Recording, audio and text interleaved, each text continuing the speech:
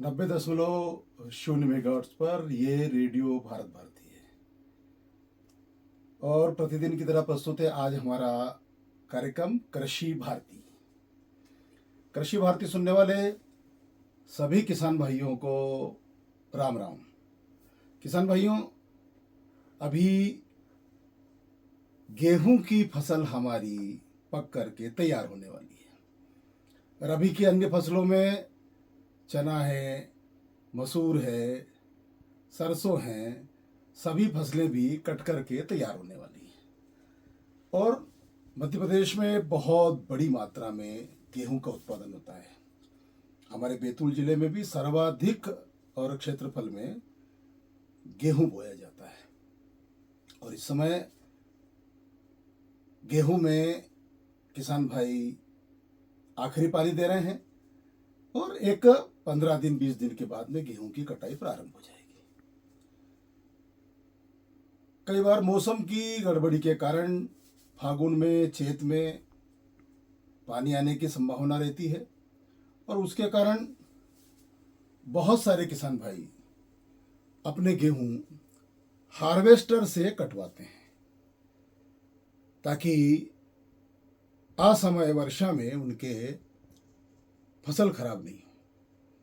और इसके कारण जो छोटी जोत के किसान हैं वो भी हार्वेस्टर से कटवा लेते हैं और हार्वेस्टर से कटने के बाद में एक आजकल एक प्रचलन चला है या एक प्रकार से आप समझे कि सारे देश भर में वो जो गेहूं कटने के बाद में हार्वेस्टर से जब काटते हैं तो हम सब जानते हैं कि हार्वेस्टर केवल ऊपर ऊपर का हिस्सा काटता है, बाकी हिस्सा खेत में छूट जाता है और अगली फसल की तैयारी के लिए किसान भाई गेहूं में जो जिसे हम यहाँ नरवाई कहते हैं, जो फसल अपशिष्ट है गेहूं का, उसमें आग लगा देते हैं और एक प्रकार से हम देखते हैं तो फागुन और चैत में आग ही आग के दृश्य सारे प्रदेश में देखने को मिलते हैं। किसानों को केवल अपना खेत साफ और स्वच्छ चाहिए, अगली फसल की तैयारी के लिए चाहिए, लेकिन किसान भाइयों, हम सब केवल एक कृषि करने वाले नहीं हैं, तो हम गौपालक भी हैं, हम पशुपालक भी हैं, हम जीव जंतुओं के रक्षक भी हैं, धरती माता के सेवक भी हैं। अन्नदाता तो साथ में सब कहते ही हैं, लेकिन धरती का कोई सबसे बड़ा सेवक है तो किसान है। और आप सभी जानते हैं कि आग लगने से कितना बड़ा नुकसान होता है। एक तो बहुत बड़ी मात्रा में हमारे गौमाताओं का और अन्य पशुओं का चारा समाप्त हो जाता है। आप सब जानते हैं कि चारे के अभाव में गौ माता दर दर भटक रही है, उसको पर्याप्त चारा नहीं मिलने के कारण किसान भाई भी उसको छोड़ देते हैं और दूसरा उसका जो चारा है उसमें बड़ी मात्रा में आग लग जाती है और एक मोटे अनुमान के अनुसार मध्य प्रदेश में ही 50% से अधिक नरवाई जला दी जा रही है और उसके कारण बड़ी मात्रा में पशुओं का चारा नष्ट हो रहा है और प्रदूषण का स्तर भी कई गुना उस अवधि में बढ़ जाता है। दूसरा एक जो बड़ा नुकसान होता है वो हमारी जो धरती है, हमारी जो मिट्टी है, उसमें पाए जाने वाले नाइट्रोजन है, मिट्टी की ऊपरी परत है, उसका जो जैविक कार्बन है वो भी नष्ट हो रहा है। आप मैं आपसे प्रश्न करता हूँ किसान भाइयों कि क्या आप ईंट भट्टे की राखड़ में फसल पैदा कर सकते हैं? नहीं होती, क्योंकि वो मिट्टी जल चुकी होती है। नरवाई जला करके हम हर बार अपनी मिट्टी को जला रहे हैं, पका रहे हैं और कुछ दशकों के बाद में हमारी पूरी मिट्टी पक जाएगी और वो एक प्रकार से बंजर हो जाएगी और हम उसमें फिर कोई भी फसल नहीं ले पाएंगे और इसलिए धीरे धीरे हम बंजर जमीन की ओर जा रहे हैं, बंजर खेतों की ओर जा रहे हैं। आने वाली पीढ़ियां इसमें खेती नहीं कर पाएगी।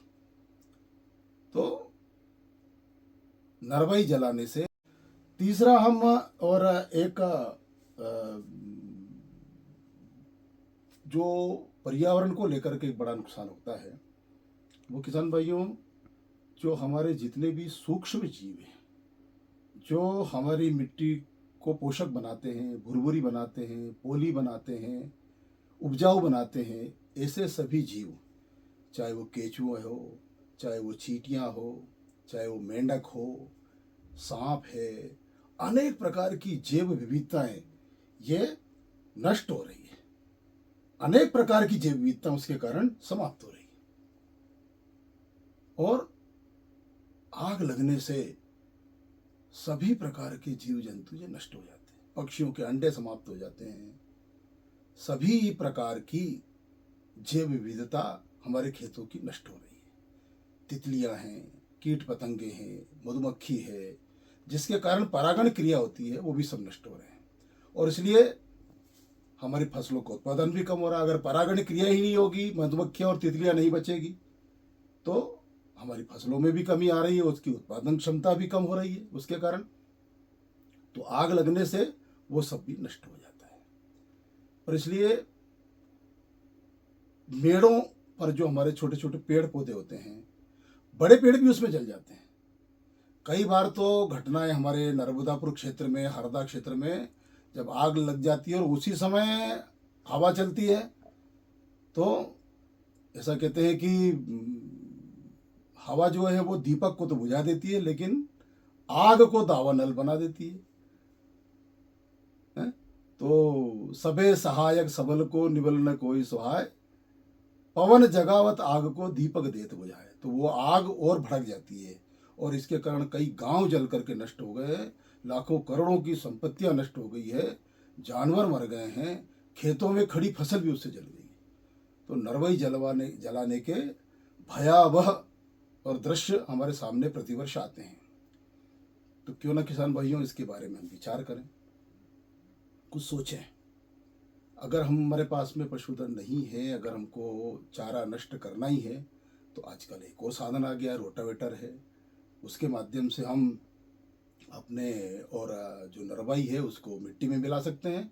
उससे हमारे पोषक तत्वों की भी और मात्रा बढ़ेगी और साथ ही हमारी ज़मीन जो है वो बच जाएगी और हमको एक अगले वर्ष के रूप में वो फसल अपशिष्ट से खाद मिल जाएगा।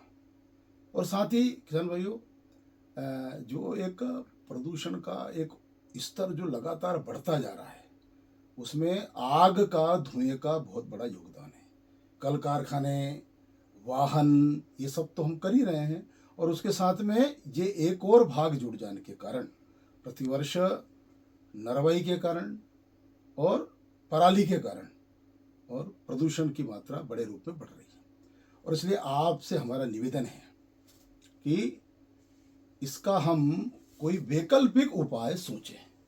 सरकार के द्वारा भी अनेक प्रकार की सहायता की जा रही है। आजकल एक जो एक्स्ट्रा रीपर है वो भी आ रहा है, जो फसल अपशिष्ट को काट करके भूसा बनाने का काम करता है। आप देखेंगे कि कई स्थानों पर जहाँ फसल कट जाती है रोटावेटर से, वहाँ पर भूसा बनाने की मशीनें आ गई, एक्स्ट्रा रीपर आ गई, जिसमें हम ट्रैक्टर में आगे बांध करके उससे भूसा बना सकते हैं और वो भूसा भी हमको और दाम दे सकता है। उसकी कीमत जो है वो भूसे के माध्यम से हमको मिल जाएगी।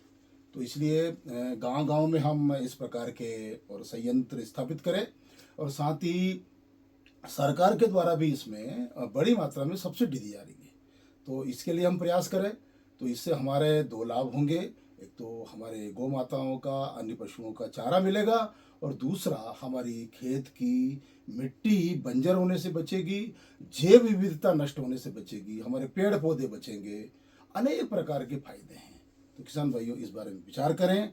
आज की कृषि भारती में क्योंकि अभी 15 दिन का समय है, महीने भर का समय है कहीं गेहूं कटने में, और इसलिए हम रेडियो भारत भारती के माध्यम से आपसे अपील करना चाहेंगे कि आप नरवाई में आग लगाने की बजाय उसका कोई न कोई वैकल्पिक उपाय जो हमने बताए हैं उसमें से कोई एक करें, सबसे अच्छा है आजकल गेहूं काटने की भी छोटी छोटी मशीनें आ गई है जो पुल्ले भी बांध देती है, उसका भी हम प्रयोग कर सकते हैं।